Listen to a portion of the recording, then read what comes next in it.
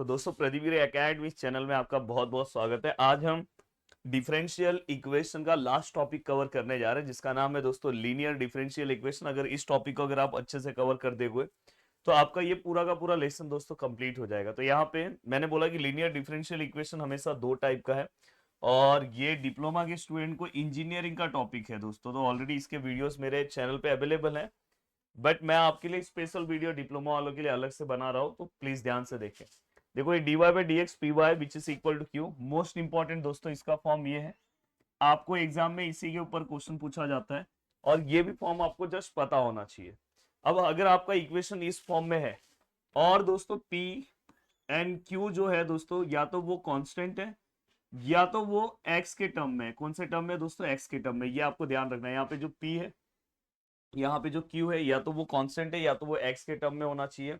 तो समझ जाना कि भाई इसी टाइप से क्वेश्चन सॉल्व करना है। देन यहाँ पे आपको क्या निकालना है दोस्तों? Integrating factor e raise to यहाँ पे क्या आएगा दोस्तों? P d x. अब इंटीग्रेटिंग फैक्टर्स के बाद दोस्तों आपको सॉल्यूशन पता होना चाहिए। सॉल्यूशन बहुत सिंपल सा तरीका है निकालने का। देखो यहाँ पे क्या है दोस्तों? y है, तो यहाँ पे हम लिखेंगे y इंटू इंटीग्रेटिंग फैक्टर्स।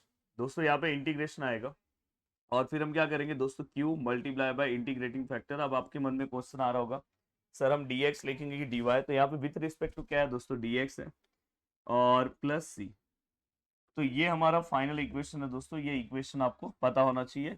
कभी अगर आपको सॉल्व करने के लिए बोला तो यहाँ तक सॉल्व करना है, अगर इंटीग्रेटिंग फैक्टर्स निकालने के लिए बोला तो यहाँ तक रखो। बट रेयर केस में अगर इस तरह से चीजें पूछी गई तो आपको पता होना चाहिए दोस्तों। देखो यहाँ पे ये जो p और q है दोस्तों वो हमेशा y के टर्म में होगा। अब ये y के टर्म में है तो यहाँ पे अगर मैं इंटीग्रेटिंग फैक्टर्स निकाल, और कांस्टेंट हो सकता है दोस्तों, अगर मैं यहाँ पे इंटीग्रेटिंग फैक्टर्स निकालूं तो e रेस टू यहाँ पे क्या आएगा दोस्तों? p और यहाँ पे dy आएगा क्योंकि नीचे dy लिखा है। और यहाँ पे अगर मैं जनरल सॉल्यूशन की बात करूं तो यहाँ पे देखो दोस्तों p के बाद क्या x है, तो x इंटू क्या आएगा दोस्तों? Integrating factors. और यहाँ पे क्या आएगा दोस्तों? देखो यहाँ पे q multiply by integrating factors, यहाँ पे dx की dy, नीचे क्या है दोस्तों? dy है प्लस c। तो कोई भी चीज आपको रटने की जरूरत नहीं है, बस समझने की जरूरत है। और मैंने बोला कि ये इतना ज्यादा इंपॉर्टेंट नहीं है आप डिप्लोमा वाले स्टूडेंट के लिए। ये वाला पार्ट आपके लिए बहुत ज्यादा इंपॉर्टेंट है और इसके ऊपर अलग अलग तरीके से आपको क्वेश्चंस पूछा जा सकता है। तो दोस्तों यहाँ पे देखो क्वेश्चन जो आपको दिखाई दे रहा होगा, इस क्वेश्चन के अंदर हमें क्या बोला है? Find the integrating factors. अब दोस्तों देखो इक्वेशन अगर मैं ध्यान से देखूं तो इंटीग्रेटिंग फैक्टर्स बोला है तो हमें समझ में आ गया कि भाई इसी टाइप का क्वेश्चन है। अब देखो यहाँ पे मैं ये y है तो मैं tan x पहले लिखता हूँ और ये जो y वाला पार्ट है यहाँ पे लिखता हूँ और यहाँ पे क्या है दोस्तों? sin 2x। तो हमने ये पूरा का पूरा पार्ट लिखा। अब अगर मैं इसे अगर लिखूं तो दोस्तों देखो यहाँ पे लिख रहा हूँ comparing above equation with dy by d x plus p y which is equal to q. Just हम इससे कंपेयर करेंगे और कंपेयर करने के बाद दोस्तों हमें दो वैल्यूज मिलती है। p के अगर मैं वैल्यू की बात करूं, y के आगे p है तो यहाँ पे क्या है दोस्तों? tan x है। और अगर मैं q के वैल्यू की बात करूं तो दोस्तों यहाँ पे क्या है दोस्तों? sin 2x है। अब ये पूरा का पूरा पार्ट होने के बाद दोस्तों अब आपको क्या करना चाहिए? अब यहाँ पे दोस्तों हम इंटीग्रेटिंग फैक्टर्स निकाल रहे हैं। हाँ, सबसे पहले ये देखना है कि आपको ये x के टर्म में है, यस है, तो मतलब ये फर्स्ट वाला टाइप है। और इंटीग्रेटिंग फैक्टर्स का फॉर्मूला आपको पता है, विथ रिस्पेक्ट टू dx लिखेंगे क्योंकि यहाँ पे नीचे dx है। ई रेस टू यहाँ पे p क्या है दोस्तों? tan x है और दोस्तों यहाँ पे dx, तो ई ऐसे लिखेंगे। Yes, integration of tan x क्या होगा मैंने आपको फर्स्ट लेक्चर में बहुत अच्छे से कवर करा दिया इनडेफिनेट इंटीग्रेशन के। तो दोस्तों यहाँ पे क्या आएगा दोस्तों? लॉग, यहाँ पे क्या आएगा दोस्तों? sec x आएगा। ये आपको पता होना चाहिए। और फिर मैंने आपको एक प्रॉपर्टी बताया था कि अगर समझो यहाँ पे ये दोनों ई अगर सेम है, देखो एक प्रॉपर्टी है लॉग है और दोस्तों यहाँ पे a है, और अगर समझो यहाँ पे एफ ऑफ एक्स है और यहाँ पे भी है, ये दोनों अगर सेम हो जाता तो इसका आंसर डायरेक्ट दोस्तों एफ ऑफ एक्स आता है। तो ये एक प्रॉपर्टी है जिस प्रॉपर्टी का मैं यहाँ यूज करूंगा। देखो दोस्तों यहाँ पे ई है, यहाँ पे कुछ नहीं है तो हमने ई कंसिडर करना है। तो यहाँ पे ई अगर समझो सेम हो गया तो डायरेक्ट इसका आंसर एफ ऑफ एक्स है, तो वैसे इसका आंसर डायरेक्ट आएगा दोस्तों सेक एक्स। आप ऐसे भी लिख सकते हो और डायरेक्ट भी लिख सकते हो। तो फाइनली दोस्तों इंटीग्रेटिंग फैक्टर्स का आंसर क्या है दोस्तों? Sec x. आपको अगर इंटीग्रेटिंग फैक्टर्स तक बोला है तो यहीं तक सॉल्व करना है, इससे आगे बढ़ने की जरूरत नहीं है। अब दोस्तों देखो नेक्स्ट क्वेश्चन आपको यहाँ पे दिखाई दे रहा है। इस क्वेश्चन के अंदर भी हमें उन्होंने बोला है कि दोस्तों आप इंटीग्रेटिंग फैक्टर्स निकालो। देखो ना, फाइंड इंटीग्रेटिंग फैक्टर्स, तो आगे जाना नहीं है।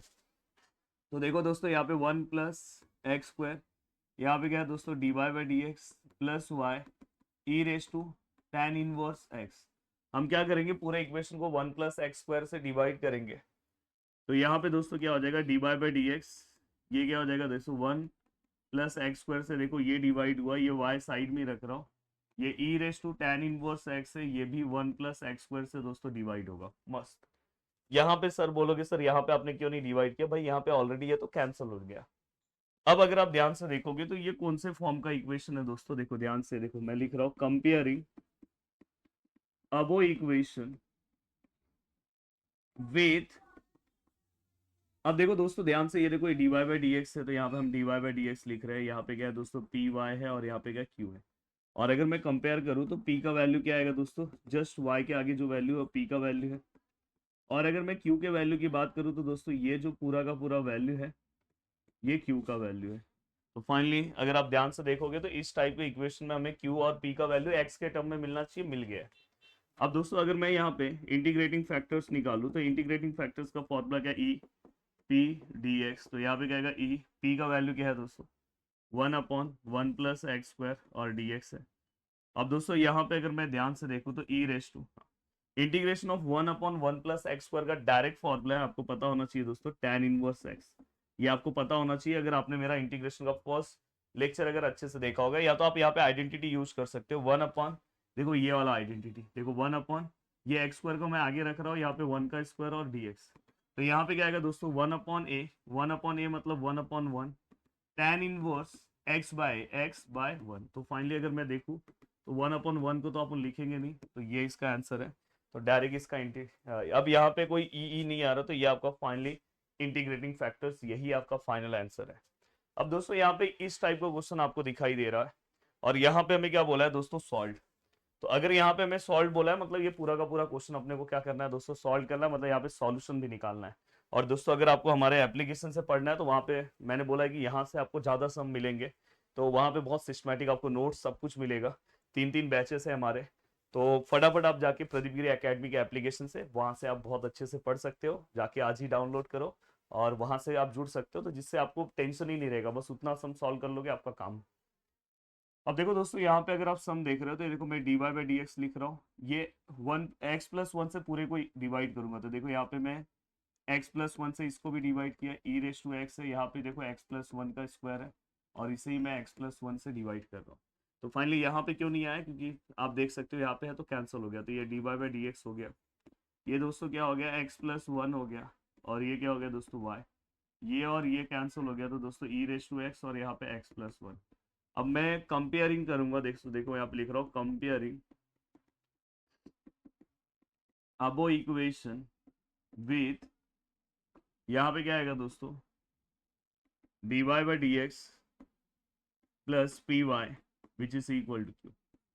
और अगर मैं कंपेयरिंग करूं तो जस्ट मैं यहाँ पे p और q का वैल्यू रख सकता हूँ, तो वैल्यू ऑफ p क्या आएगा दोस्तों, अगर हम p के वैल्यू की बात करें तो क्या आएगा दोस्तों 1/x+1।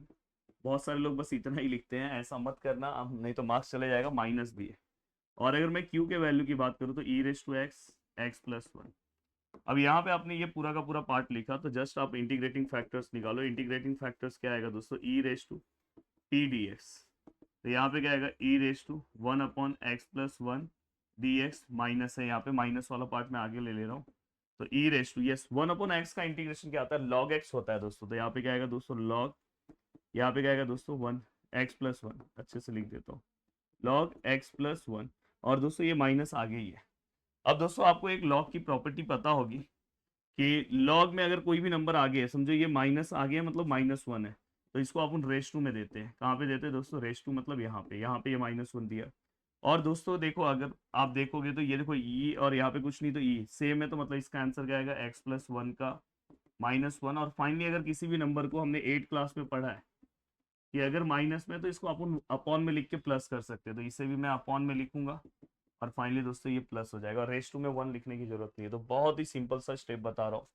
अब दोस्तों ये पूरा का पूरा पार्ट होने के बाद जस्ट मैं आ रहा हूँ, यहाँ पे हमें जनरल सॉल्यूशन भी निकालना होगा क्योंकि सॉल्व करने बोला, तो y इंटू इंटीग्रेटिंग फैक्टर्स, देखो यहाँ पे क्या आएगा दोस्तों q इंटू इंटीग्रेटिंग फैक्टर्स, यहाँ पे क्या आएगा दोस्तों dx प्लस c, y ऐसे ही रहेगा दोस्तों, इंटीग्रेटिंग फैक्टर्स अपना क्या है 1/x+1। तो दोस्तों ये क्या है 1/x+1। क्यू कितना है दोस्तों, अगर आप ध्यान से देखोगे तो क्यू का जो वैल्यू है दोस्तों वो क्या है, क्यू का वैल्यू है e⁻x x+1। तो दोस्तों यहाँ पे e⁻x x+1, और यहाँ पे अगर आप ध्यान से देखोगे तो इंटीग्रेटिंग फैक्टर्स क्या है दोस्तों, इंटीग्रेटिंग फैक्टर्स का जो वैल्यू है दोस्तों 1/x+1 है। तो यहाँ पे 1/x+1 है, और यहाँ पे क्या है दोस्तों dx है, और यहाँ पे क्या है प्लस। ये देखो ये दोनों कटक कटक कैंसिल हो गए।